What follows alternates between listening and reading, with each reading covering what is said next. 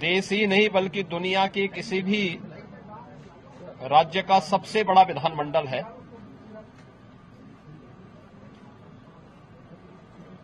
और हमारे लिए यह अत्यंत गौरव का क्षण भी है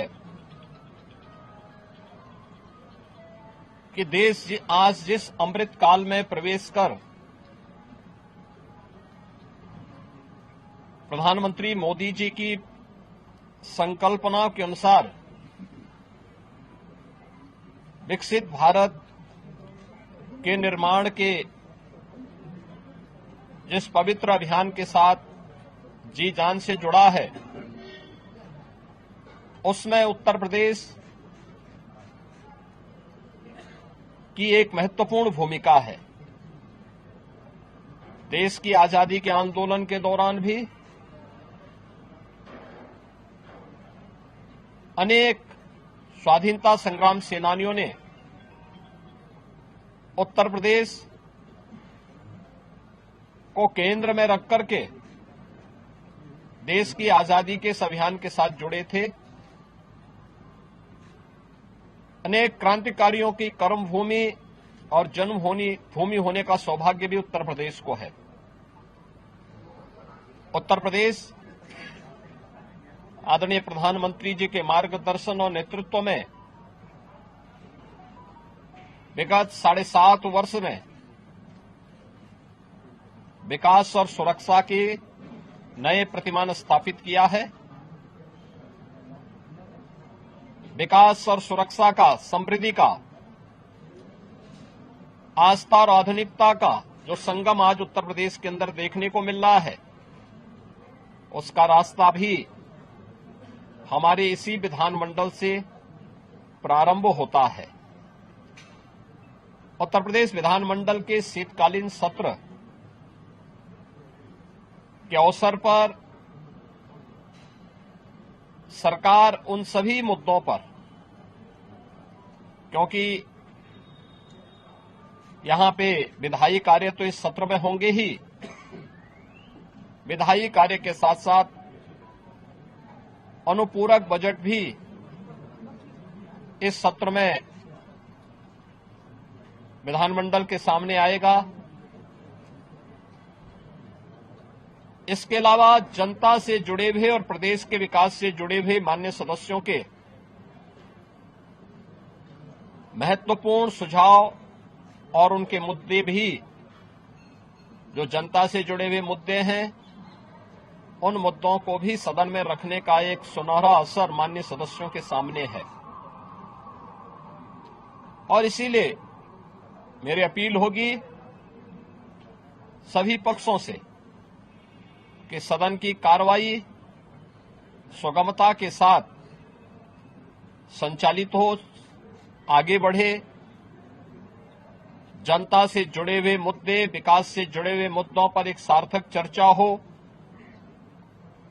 $1 ट्रिलियन की इकोनॉमी को प्राप्त करने के लिए जिस एक बड़े अभियान को प्रदेश सरकार ने अपने हाथों में लिया है,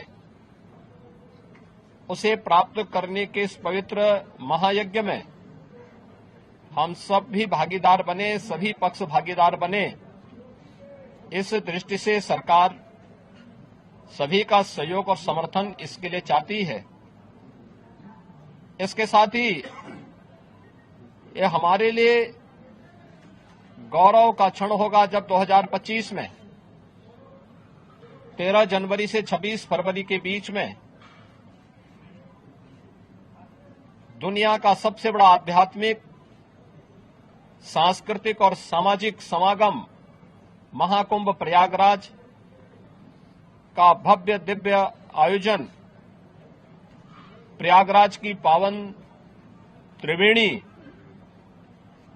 के पवित्र स्थल पर होने जा रहा है। इन सभी मुद्दों पर सरकार चर्चा करने के लिए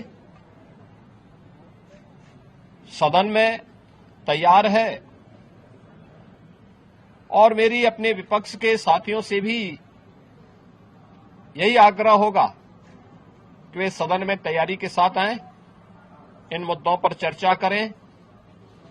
हर उस मुद्दे पर जो प्रदेश के हित में, नौजवानों के हित में, किसानों के हित में, महिलाओं के हित में, प्रदेश की समृद्धि और सुरक्षा के हित में होगा, सरकार उन हर मुद्दे पर चर्चा करने को तैयार है।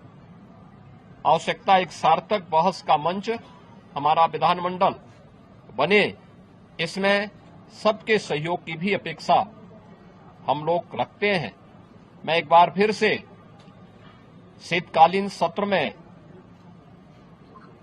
सभी माननीय सदस्यों का हृदय से स्वागत करता हूं और विश्वास व्यक्त करता हूं कि उत्तर प्रदेश विधानमंडल लोकतंत्र के इस महत्वपूर्ण स्तंभ में कार्य सुगमता से संचालित हो रहा है और सार्थक मुद्दों पर चर्चा के लिए हमारा सदन जाने जाए। इस विश्वास के साथ मैं इस पूरे कार्यक्रम को सुगमता पूर्वक संचालन करने के लिए सबके सहयोग की भी हम लोग अपील करते हैं। हमसे जुड़े रहने के लिए हमारे YouTube चैनल को सब्सक्राइब करें और नई वीडियो की नोटिफिकेशन के लिए बेल आइकॉन को दबाएं। अगर आप ये वीडियो Facebook पर देख रहे हैं तो लाइक जरूर करें और ज्यादा से ज्यादा शेयर करें। धन्यवाद।